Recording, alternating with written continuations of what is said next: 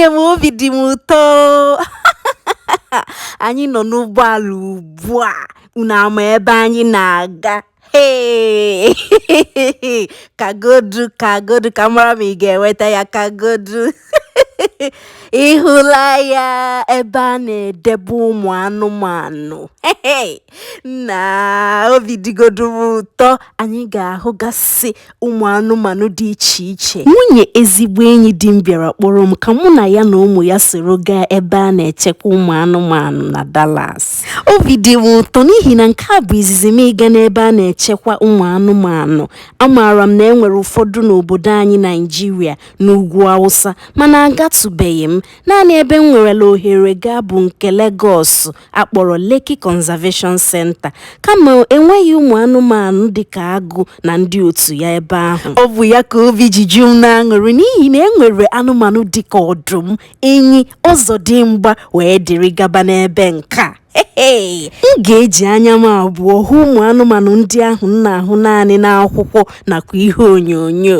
Ụmụnne m, onye ka ihe a na-atọrịkpọ etu o si atụ ugo chara acha. Ngwa soro na ugo chara acha ka anyị gaa legharịa anya. Okay, those are penguins.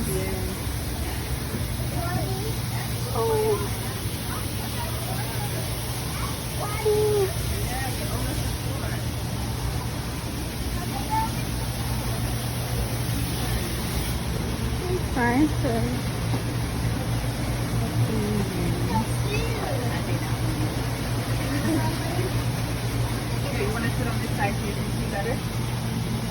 Nnụnụ ndị nke a na-egwu mmiri, a na-akpọ ya penguin n'asụsụ Bekee. Ị maara aha ya n'asụsụ Igbo? Ị maara, biko gwa anyị. Ka anyị kpagharịa legharịa anya hụgasịcha ụmụ anụmanụ. Obi dị m ụtọ. Come sit in the wagon so you can see better. That's the cheetah right there. It's the size of, it's looking at us. Yeah, It's just the looked size at of us. a tiger. It's the size of a tiger. It's the size of a tiger. Yeah. He's so bad. Ma cheetah, ma leopard, ma tiger, a na-akpọcha ha niile agụ.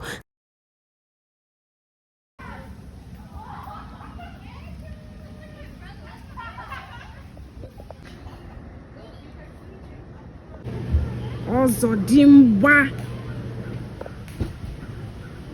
Ka ebukakwa.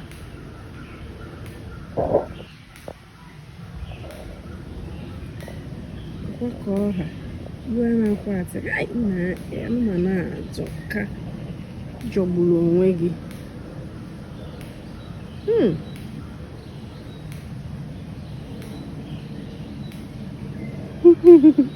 Dịkwa ka ọnụ ihe nkwu wepụ. Ya na-ajọ. Kedu ka ọ dị? Ọzọdimgba, gorilla, ijọkata gị na chi gị.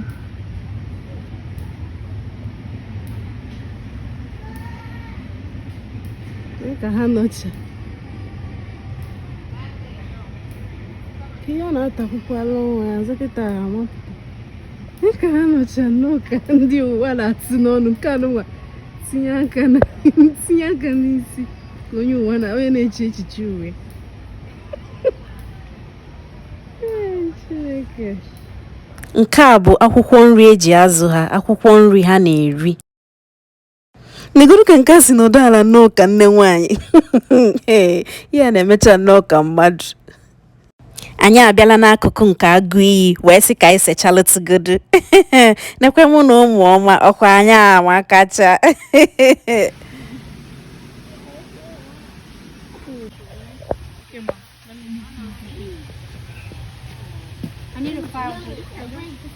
Agụ iyi.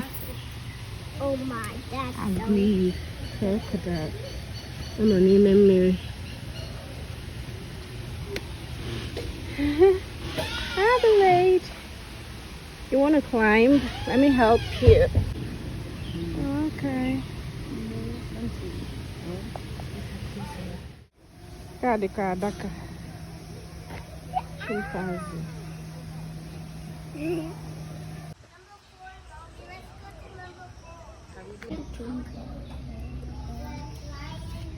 Adaka. Ọ na-eri nri. Adaka chọọ dị ịtụgharị ka ihu ya. Nri ọ na-erigodu ka ya mkpa. Atọkwa m ihe ma biko.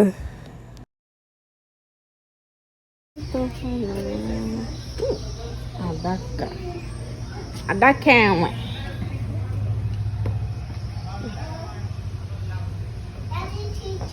Come here.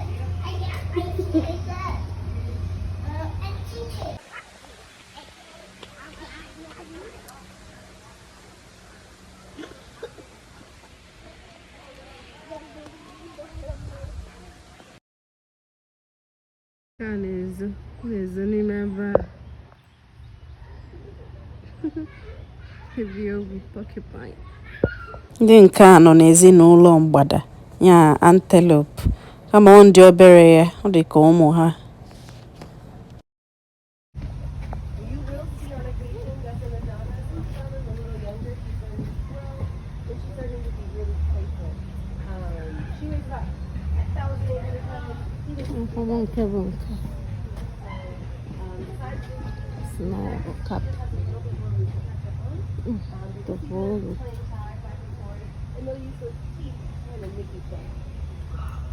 Oh, copy.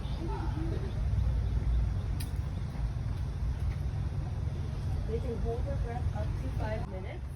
So I know some people come out here and they're like, oh, no, hippo's out, let's go. Some time.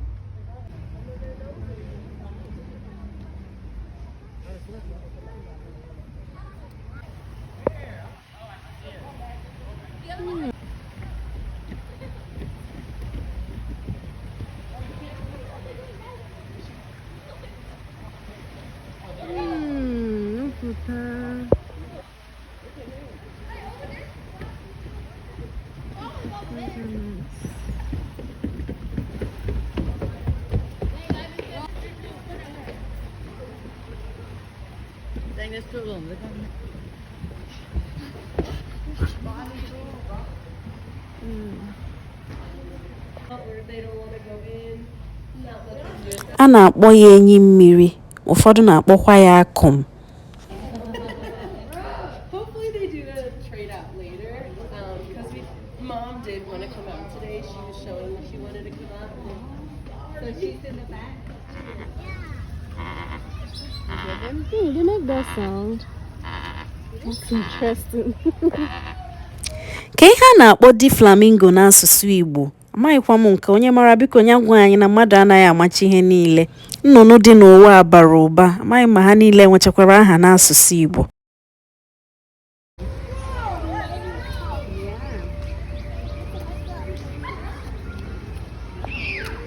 Flamingos. Pink. Yeah, they're pink.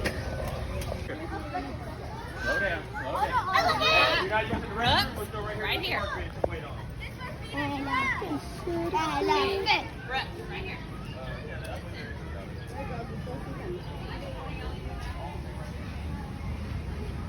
Bye bye. Bye bye.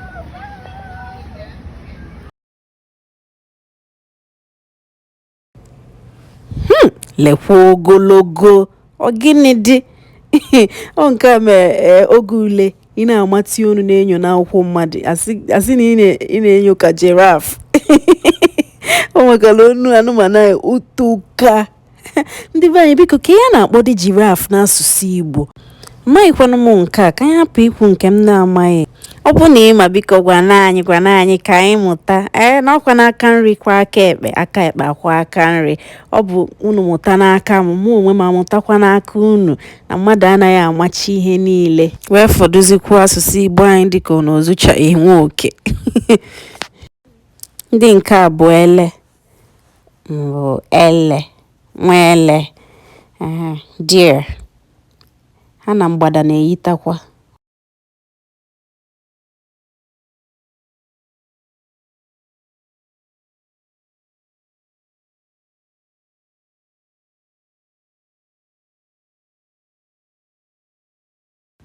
Lekwa enyi o, hey enyi. Hey enyi o, enyi. Ile anyị ga-ahụ ka enyi si eri nri ebe a.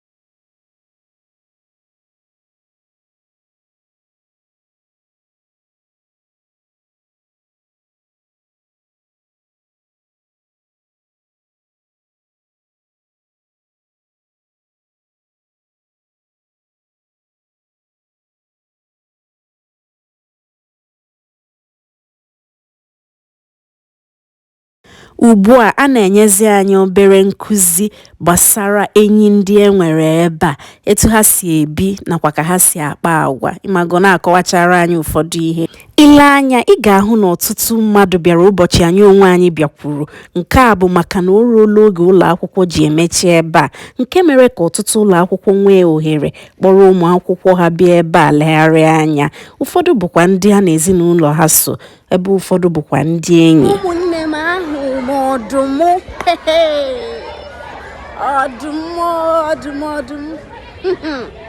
Ama m na ọ bụ nke a ka ụfọdụ n'ime anyị na-atụ anya ya. ngwa lekwa ya ebe a.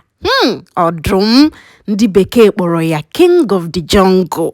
Anụmanụ n'uju ya, ọ gịnị dị? Agụ. Lekwa nwunye ya ebe a. O bilie n'ike na ebube. Ka anyị garuo nso, ka anyị gaa hụ ya, kama ọ dịkwa ka naanị akụkụ ya ka anyị ga-ahụ. Ị ga-esi n'enyo a wee na-ahụ ya nke ọma. Ọ dị nnọọ ka ọ nọ gị nso. Mana ya bụ enyo ọkpụsika, ọ kpọjara akpọja. Ọ bụ na o sighi ike, mpịtị mpi kara ekwe maka obere ihe. Mana ihe ọ ga-abụ. Lekwa ndị nwaanyị ya ebe a. Nke a nọ nnọọ na-ezuru onwe ya ike. Ọ dị ka ọ na-arahụ ụra.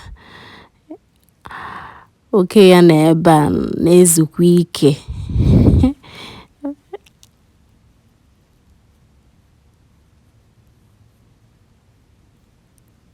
Ọ dịkwa ka ọ lere m anya ugbu a.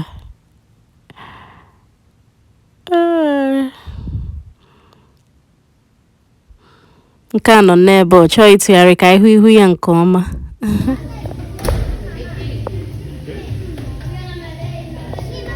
And very tall savanna grass so that they can hide.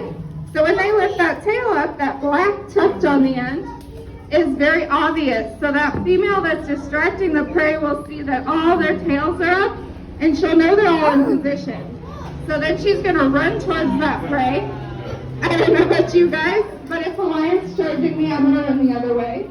So she's literally chasing that prey into the mouth of the waiting females. Dịka ị hụrụ, a na-enye anyị obere nkụzi na nkọwa gbasara etu agụ ndị ahụ si ebi ndụ ma na-akpakwa agwa. Ile anya ị ga-ahụ na a na-enye agụ nke nwaanyị nri ma jirikwa ohere ahụ na-azụ ya site n'ịkụziri ya akparamagwa ụfọdụ. Ha kwuru na anaghị enye ya anụmanụ dị ndụ maka na nke a ga-abụ imegide anụmanụ ntakịrị ndị ọzọ.